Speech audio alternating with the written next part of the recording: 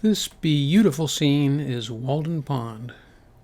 Over 150 years ago, Henry David Thoreau lived here for a deliberate 2 years, 2 months, and 2 days, plus or minus 2 seconds. Later he wrote Walden.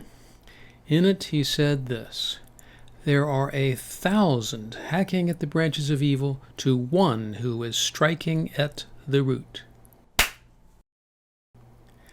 That's what common property rights are all about. They strike at the root. Common property rights resolve what appears to be the central economic root cause of the environmental sustainability problem. This is crucial because to solve the sustainability problem, we must resolve its root cause. More than anything else, what you're about to hear is a story about finding root causes and resolving them. In difficult social system problems, the portion of the system associated with root causes of systemic behavior forms the bulk of the system. Once you dig down below the surface and figure out how that portion of the system behaves, the problem is 80% solved. How does this mysterious creature called common property rights work strategically? The easiest way to explain it is by looking at its twin, private property rights. Both are property rights systems.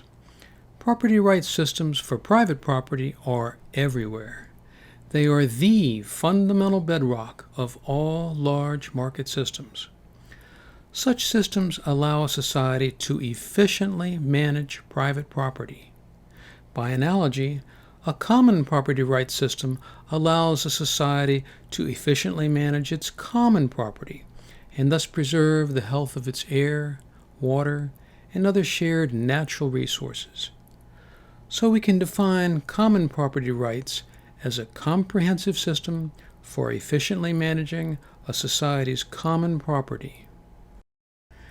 Given this definition, it's easy to see that our world has no standard common property rights system. If it did, the sustainability problem wouldn't exist, because common property would have been self-managed all along. From this perspective, we can see that history made a little mistake that's grown into a big one. We forgot to create a common property rights system. Here's why common property rights are such a strong candidate for further research. Common property rights work just like private property rights.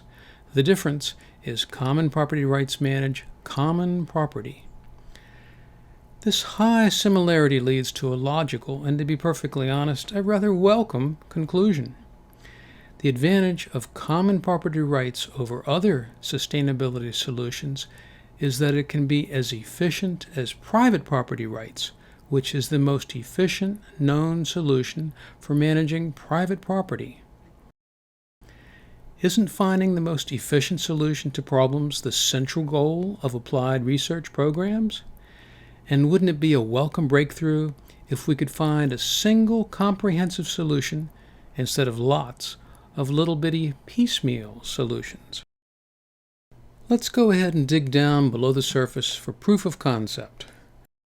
Why do sufficiently mature property rights systems have such inherent high efficiency? Because they resolve the root cause of economic inefficiency, high transaction costs for particular types of property.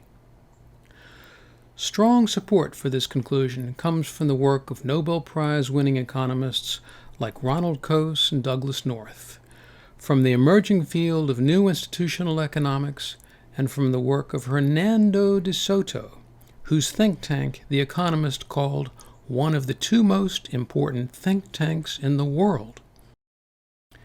There is also strong support from history, because a sufficiently strong private property rights system was the fundamental prerequisite for the Industrial Revolution.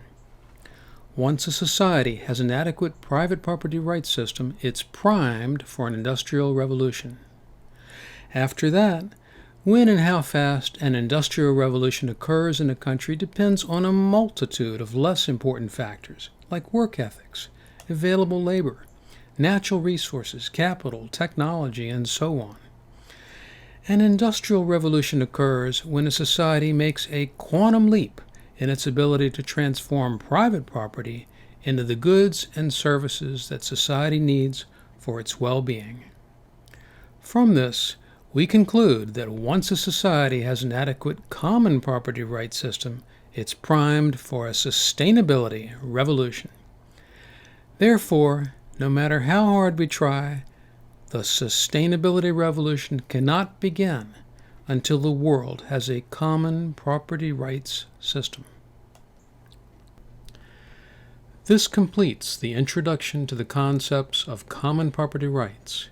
We invite you to explore these concepts further in the rest of the videos. You may notice there's a common thread running through them all. They're basically all saying the same thing. To solve the sustainability problem, we must resolve its root cause.